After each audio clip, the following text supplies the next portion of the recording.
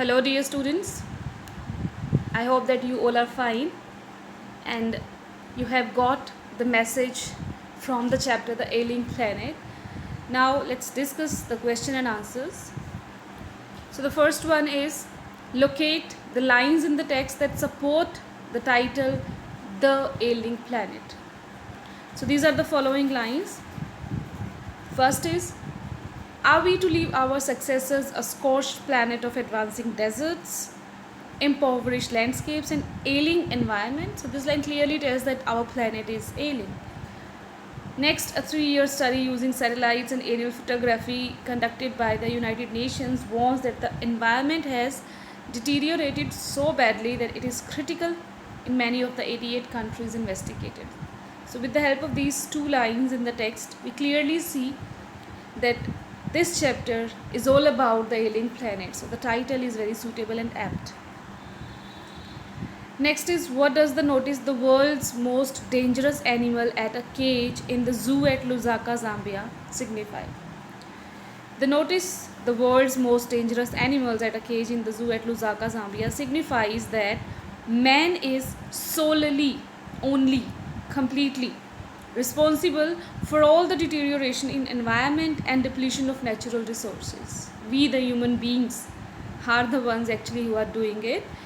Thus, man is the world's most dangerous animal. That is the reason in that cage no animal is there, just a mirror where you can see your image. So yes, the human beings are the world's most dangerous animals because we are deteriorating everything. How are the Earth's principal biological systems being depleted? The Earth's principal biological systems are being depleted by excessive use. Overfishing is quite common. Forests are being cut to obtain firewood for cooking. Grasslands are turning into barren wastelands, and croplands are deteriorating as their productivity has been impaired. So, these are the biological systems: fisheries, forests, grasslands, and croplands. And in this way, they are getting depleted. Why does the author agree that the growth of world population is one of the strongest factors distorting the future of human society? Answer is, the growth of world population puts a severe strain on the Earth's principal biological systems, fisheries, forests, grassland, and croplands. If they are getting depleted, the reason is the world population. Due to excessive human claims, these reach an unsustainable level where their productivity is damaged. Development is not possible if world population continues to grow so rapidly. Increasing population brings hunger, poverty, and unemployment. So yes, the population explosion is the strongest factor which is distorting the future of human society and this planet as well. Next question, we have to explain laws are neither respected nor enforced in India. Answer may be, it is painful but true that laws are neither respected nor enforced in India. They are just written. Let us take examples from everyday life. Almost everyone is conversant with the rule of the road. Still, there are cases of wrong overtaking, lane jumping, signal jumping, overspeeding, and road rage. These are there. Our laws insist on compulsory elementary education up to the age of 14. This is there. Yet we find many illiterate teenager boys or girls of this age loitering around in lanes or employed in petty jobs in roadside restaurants or as domestic servants. You can see easily at every second restaurant we can see a boy or girl under age of 14 working. Although they have to get this elementary education, it is compulsory for them, but they are not getting it. Why? Because their parents want them to earn. Our constitution insists on the protection and improvement of the environment. This is a law.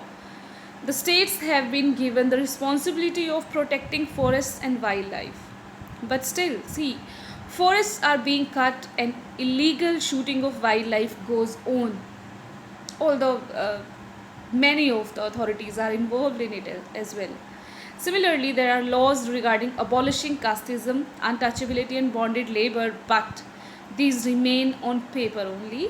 In actual life, these are never put into practice. Hence, it can be concluded that laws are neither respected nor enforced in India.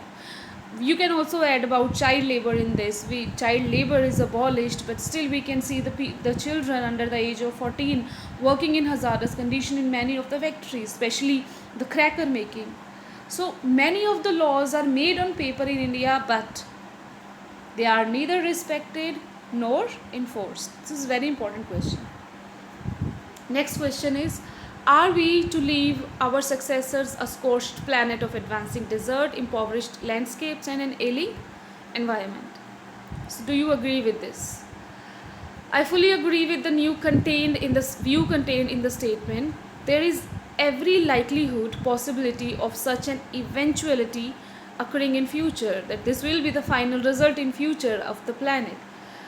There are solid reasons behind this apprehension, fear. Our resources are limited. They will not last indefinitely if we go on consuming them indiscriminately without any thinking, without giving even a second thought. We are overusing all the resources. So they are not indefinite. We have those resources in a very limited amount. Fisheries, forests, grasslands, and croplands form the basis of the global economic system. They supply us food and raw materials for industry. Increasing population has put a severe pressure on them, on these principal biological systems. Excessive use of these resources have impaired, damaged their productivity. In large areas of the world, these systems have reached an unsustainable level. The results are awful and disastrous. The fisheries will collapse. This will be the result if we keep on using this like heedlessly. We are not paying attention to conserve it. If it happens, the fisheries will collapse, the forests will disappear, the grasslands will become barren wastelands, and the croplands will lose their fertility. So there will be nothing for us to survive. Decimation of forests will increase dryness and heat, and there will be less rainfall. Hence, there is a possibility of the earth becoming an overheated place, a scorched planet, full of increasing deserts, no fertility, then deserts, poor landscapes, and ailing environment in future. So there are quite a huge chance of this for our planet to be like this. Next is, we have not inherited this earth from our forefathers, we have borrowed it from our children. What does this statement teach us? This is a revolutionary. Revolutionary means which brings change on a huge level. Statement by Mr. Lester Brown. It focuses attention on the position of man in this universe. People take it for granted that the earth is theirs, as they have inherited it from their forefathers. They take it for so much granted that we can use it in whichever way we want. So they take it as their own property. They forget the fact that the real owners of the land are our children, the coming generation. We are only custodians. Custody. We are just the caretakers or trustees, and we must continue development that meets the needs of the present, but without compromising the ability of the future generations to meet their needs. With these resources, we should also try to meet our needs. But what we are trying is to meet our greeds, which is not possible. We must not strip the natural world of the resources future generations would need. If we keep on using like this, our future generation will not get these resources. In our effort to feed the increasing millions, we are plundering the heritage of our children. We have open overusing natural resources for our present purposes. Destruction of natural resources will create an ailing environment. Our consumption of non-renewable resources should be checked. We must preserve natural resources. So we must preserve natural resources and hand them over to children intact, as they are the real owners. So if every generation will think that the coming generation will be the owners and they will keep them safe for the future generations, the planet will have a long life. Last question is about overpopulation. How can you say that overpopulation is the strongest factor about all the problems, especially the depletion of this planet, the deterioration of all the principal biological systems? Overpopulation causes many problems in our day life. the three basic human needs, food, cloth, and shelter, have assumed alarming prepositions. Fisheries, forests, grasslands, and croplands are under severe strain. In many areas, they have reached an unsustainable level. People resort to, bent to, keep on doing overfishing to obtain protein. Forests are being destroyed to obtain firewood. Grasslands are becoming deserts. Artificial fertilizers have improved the productivity of croplands. Overpopulation hinders, stops development and adversely affects the spread of education and healthcare among the masses. So, this is what overpopulation doing. It is observed that the poor beget more children. It only leads them to unending poverty. They think, which is wrong, so more children doesn't mean more workers. They think more children means we'll be having more earning hands, but it is not there. More children doesn't mean more workers, but merely only more people without work. Thus, overpopulation leads to unemployment. Public transport proves insufficient because population is increasing at such a high rate that the need of transportation can never be met. We see long queues everywhere. In short, overpopulation leads to deterioration in environment and shortens our lives by causing many diseases. So overpopulation is the root cause of all the problems. And now some common terms. Difference between can I and may I. Can and may, use of can and may. Okay. Can is basically used to describe physical or mental ability. Like, can you do the international dance form? May is used when requiring permission or a state a possibility or to state a possibility. May I go to the birthday party tonight? So can is for ability, may is to seek permission. Can is also used to seek permission, but that is a very informal one. When you are asking something from your friends or your mom or your closed friends, then you can use can.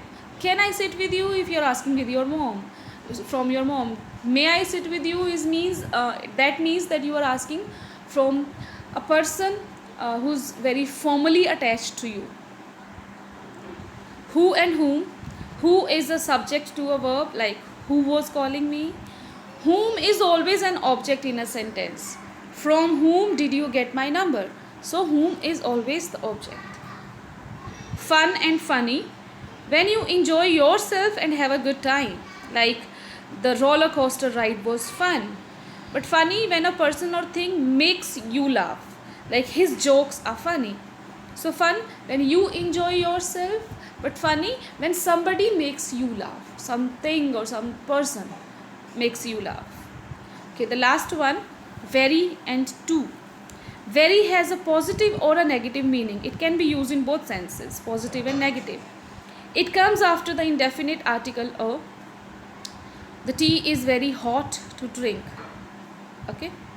Too is generally used to indicate something which is very negative. It's too cold out to play. It means we cannot play. So it comes in negative sense. Note down these terms in your notebook and prepare the question answers of Ailing Planet. In the next video, we'll be starting our next chapter, and on the coming Wednesday, we'll be having the test of these two chapters, Ailing Planet and the next one which we are going to start. Okay? Have a good day.